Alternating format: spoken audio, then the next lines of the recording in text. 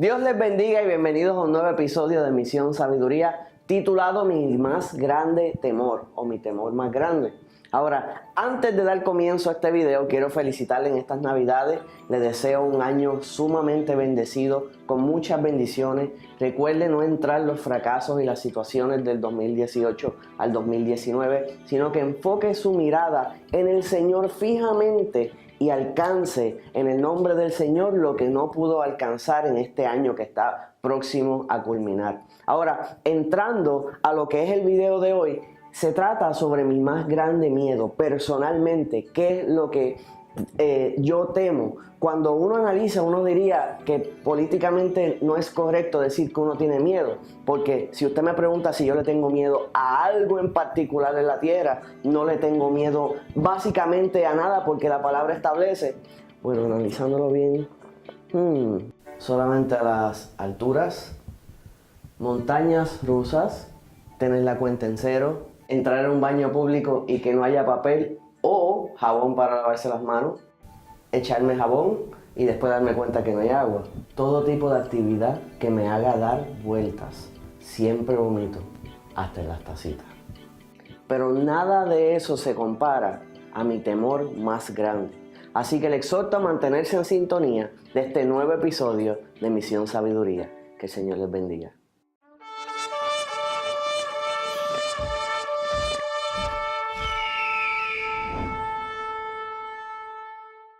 Dice la palabra del Señor en el Salmo 40, vamos a leer los versículos del 7 al 9. Entonces dije, he aquí vengo, en el rollo del libro está escrito de mí, el hacer tu voluntad, Dios mío, me ha agradado, y tu ley está en medio de mi corazón. He anunciado justicia en grande congregación, he aquí no refrené mis labios, Jehová, tú lo sabes. Ahora, cuando usted lee estos versículos, me impresiona que comienza, en el segundo versículo dice, primero hace referencia en el primer versículo leído y establece que en el libro está escrito de mí, el hacer tu voluntad, oh Dios, me ha agradado. Y eso me trae a colación que es que cada uno de nosotros tenemos un libro y es el libro de la vida nuestra. O sea que el Señor tiene un libro de su propósito para cada uno de nosotros. Le voy a comenzar con un sueño que tuve hace, yo le diría, poco más de un año, no recuerdo bien la fecha. Fue un viernes. Recuerdo que sueño que habemos dos personas y estoy en un muelle donde hay un gran crucero. Cuando entro, recuerdo que voy entrando, tengo que doblar a mano derecha, doblamos ambos a mano derecha y cuando entramos a ese crucero era una biblioteca. Pero la biblioteca, los libros brillaban. Eran hermosos, o sea, era algo impresionante, como místico, como resaltaban, los colores eran impresionantes. Y yo comienzo a mirar y quien entraba conmigo dobla a la izquierda para ver los libros y entonces yo doblé a la derecha. Recuerdo que cuando voy caminando en la dirección veo un libro que resalta a mi vista y hubo una conexión interna conmigo y ese libro. Ese libro era rojo con franjas doradas. Lo tomo, este sueño que estoy teniendo, tomo ese libro y meto como mi dedo y abro en el centro del libro. Y recuerdo que veo las dos páginas escritas y comienzo a leer lo que está escrito. Pero ante mi mente consciente, no mi subconsciente, no pude saber lo que estaba escrito ahí, pero sí lo estaba leyendo en el sueño. Y ese fue el sueño. Ahora, lo analizo, lo pienso y dije, qué impresionante este libro. Pero luego lo dejo a un lado porque no estaba, yo lo monto y lo desmonto mentalmente hasta encontrar qué pudiera significar. Ahora, me tocaba predicar el próximo domingo. Entonces, tengo un libro que se llama El Libro de los Misterios. El autor es Jonathan Cahn, que me gusta mucho. Entonces, siempre tiene como historias cortas. Y recuerdo que lo abro. Y ese día era el cumpleaños de una sobrina que se le dice Yomarelli. A ella todo el mundo le dice Yoma. Y ese día era el cumpleaños, se le iba a celebrar el cumpleaños a Yoma. Y recuerdo que abro el libro y estoy buscando un buen título para leer esa reflexión. Y cuando miro, había uno que decía, hablaba sobre un misterio de Yoma. Y yo abro los ojos y yo dije, qué impresionante, el cumpleaños de Yoma es hoy. Y este libro tiene esta historia. Inmediatamente comienzo a buscar esa historia para leerla y mi impresión fue grandísima cuando comienzo a leer y decía que un maestro llevó a un estudiante a una cueva donde había una gran biblioteca. Y cuando ya empieza a decir eso, yo comienzo a recordar el sueño que había tenido 2 días antes. Y entonces explica cómo lo llevó hasta un libro rojo. Y todo comienza a conectarse con lo que yo había soñado. Yo estoy aquí temblando, llorando, diciendo, ¿qué es esto? Aquí hay algo extraño que está pasando y se ve la mano de Dios retratada en esto. Historia larga, corta. Comprendí que lo que se me mostró ese día era el libro de mi vida y Dios me estaba mostrando lo que estaba escrito de mí, lo que Él escribió de mí antes que yo lo conociera a Él. Ya Él me conocía a mí, había ordenado mis pasos y había escrito lo que pasaría conmigo. Ahora, ¿por qué le cuento todo esto si estamos hablando del miedo más grande o el temor más grande de mi vida? Y es lo siguiente, el temor más grande de mi vida, fuera de las cosas que ya mencionamos que le hizo reír, pero la realidad es que mi miedo más grande es encontrarme cara a cara con el Señor y que cuando Él saque el libro de mi vida haya diferencia entre lo que Él escribió de mí y lo que yo hice. O sea, yo quiero que cuando Él abra el libro de mi vida, yo pueda leer que cumplí, pueda ver con mis ojos que cumplí lo que Él escribió de mí. La expectativa que Él tenía de mí se haya cumplido a cabalidad y que yo no haya dejado nada sin hacer, como habla de Josué, que Josué hizo todo lo que se le demandó. O sea, que no dejó nada sin hacer. Pues yo quiero que el Señor cuando lea y me compare, yo pueda ver que hice precisamente como Él hizo, como Él escribió de mí. Ahora, hay personas que no le dan importancia a eso. Yo le doy toda la importancia del mundo. Pues número uno, hay gente que cree en la vida después de la muerte. Yo creo la vida después de la muerte. Hay gente que no cree en la vida después de la muerte. Como quiera, todos vamos a descubrir la realidad al final del día. Porque, noticia de última hora, si estás vivo, vas a morir.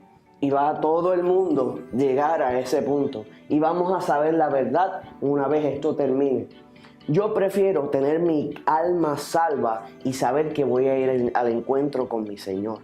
Y vivo piadosamente sabiendo que en su momento voy a conocerlo cara a cara. Hay personas que no le dan importancia a eso y van a pagar el precio por su desobediencia. Ahora, una vez todo termine y yo vaya cara a cara a conocer al Maestro, yo quiero saber que hice lo correcto. Pues número uno, nuestra alma se debate entre el cielo y el infierno. Nosotros hacemos todo lo que hacemos, este canal de Misión Sabiduría es para llevarle palabra, para salvar su vida de perdición y llevarlo a la presencia del Señor. Ese es el propósito, ese es el deseo, eso es lo que queremos. Ahora, una vez alguien toma la decisión de seguir a Cristo, ya descarta el infierno porque es salvo y cubierto por la sangre del Cordero siempre y cuando sea un creyente fiel y verdadero. Ahora, segundo paso es vivir conforme a la voluntad de Dios, porque hay muchos creyentes que hacen las cosas como le parece. Y hay otros creyentes que son dirigidos por el Señor, que oran antes de tomar decisiones, que meditan antes de tomar decisiones, que analizan que en su camino no estén haciendo algo incorrecto, confirmándolo con la palabra, de modo que el Señor confirme todo lo que hacen. Ahora, hay muchos creyentes que se van a encontrar, y esto lo establece la palabra del Señor, que cuando lleguen el Señor los recibe, pero no van a recibir recompensa de lo que hicieron, porque aún siendo cubiertos por la sangre del Cordero, como quiera, no vivieron ni cumplieron lo que Dios tenía para ellos. Ahora, haciendo un paréntesis, no importando cuán noble o poco parezca lo que Dios te mande a hacer, no desprecies lo que el Señor te manda a hacer, sino que proceda a hacerlo. Esta persona, este hombre, el Señor le inquieta adoptar a un muchacho. Esto es una historia verídica. Y él trabajaba en una escuela, en la limpieza de una escuela, y su deseo era predicar la palabra del Señor. Pero no tenía vamos a decir así, trataba, se confundía, sucedían un montón de cosas donde él se le hacía difícil predicar la palabra, pero en él estaba el deseo vivo de predicar la palabra. Y el Señor le dice, vas a adoptar en tal lugar, vas a buscar y te voy a decir a quién vas a adoptar allí. Él va, ve a este niño y decide comenzar el proceso de adopción según le instruyó el Espíritu. Y él comienza a criar a este muchacho. Y él decía, Señor, yo quiero predicar tu palabra, pero el Señor decía, tranquilo de predicar, vas a criarme a este muchacho. Edúcalo, enséñalo, llévalo a la iglesia, instrúyelo en la palabra, asegúrate que sea bueno. Y él dijo, bueno, Señor, si esto es lo que tú me has ordenado hacer, esto voy a hacer. Y se enfocó su vida en buscar al Señor y levantar en el Evangelio a este muchachito. Este muchacho se empezó a llenar de la presencia de Dios, a tener encuentros con el Señor y tenía las habilidades que a su papá adoptivo le faltaban. Sucedió que este joven comenzó a predicar el Evangelio, su papá falleció. Y entonces, este muchacho sentía el dolor de su papá porque sabía el deseo de su papá.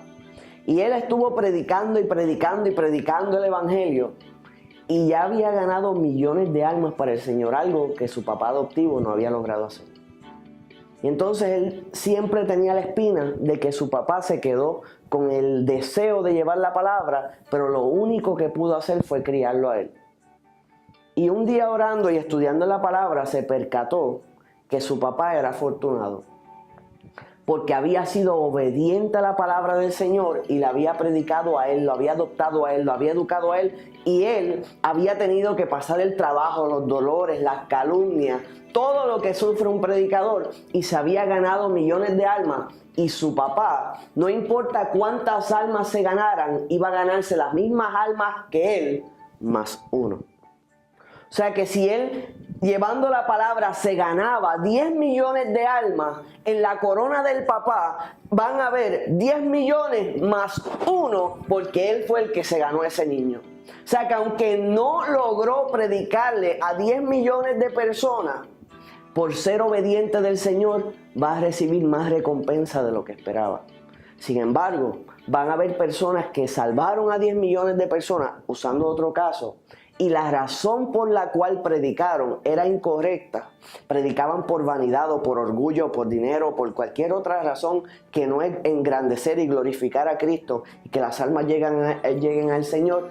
Y todo lo que un siervo haga del Señor fuera con el corazón incorrecto, la palabra establece que no va a recibir recompensa del Señor. O sea que va a haber gente que piensa que va a tener mucha recompensa por lo que hizo, y de momento se arrepienten.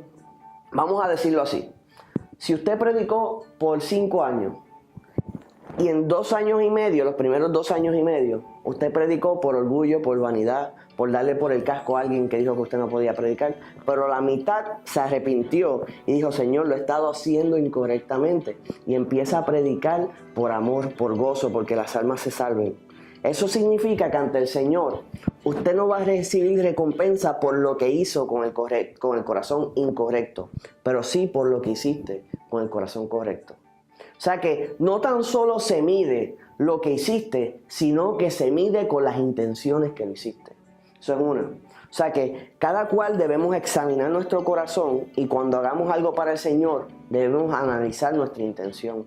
Si queremos hacernos los sabiondos, el que todo lo sabe, y esa es nuestra intención, no hay recompensa. Si queremos que las almas genuinamente se salven, hay recompensa. Otro caso también es personas que se llaman a hacer cosas que Dios no los llama a hacer. Puedes entrar a la presencia del Señor y decir, Señor, fui pastor por 30 años. El Señor le dice, en el libro de tu vida, yo escribí que tú serías evangelista por 50. Nunca te llamé a ser pastor. Tu trabajo era ser evangelista. Y hay personas que van a decirle, Señor, fui evangelista por 60. Y el Señor le dijo, yo nunca te llamé a evangelismo, te llamé al pastorado, y no lo hiciste. Y esa es la importancia. O sea que aún haciendo lo que aparenta ser correcto, pudiéramos encontrarnos la sorpresa de que cuando el Señor abre el libro, hicimos lo que no debimos. Estuvimos donde se supone que no estuviéramos. Dejamos de hacer lo que Dios nos llamó a hacer. Y ese es mi temor más grande. Por eso todos los días debemos buscar la presencia del Señor y asegurarnos que los pasos que demos ese día sean ordenados por el Señor, de modo que podamos caminar en la perfecta voluntad del Señor. Así que en este nuevo año, analice su corazón, verifique si hay algo incorrecto, haga las cosas con las intenciones correctas. Si está fuera del camino, vuelva al camino, la verdad y la vida, que es al Señor. Y apunta, pon tu mirada en el blanco, camina rectamente para que cuando llegue el final de tu vida y abran el libro tuyo, hayas cumplido lo que está escrito de ti. Que el Señor les bendiga. Si esta palabra ha sido de bendición a su vida, recuerde suscribirse a nuestro canal, darle a la campana de notificaciones y también seguirnos en las redes sociales como Facebook, Twitter, Instagram, que deseamos este año seguir esparciendo la palabra del Señor y alcanzando más vidas. Cuando usted nos comparte, está haciendo el trabajo de evangelista. Que el Señor le bendiga una vez más.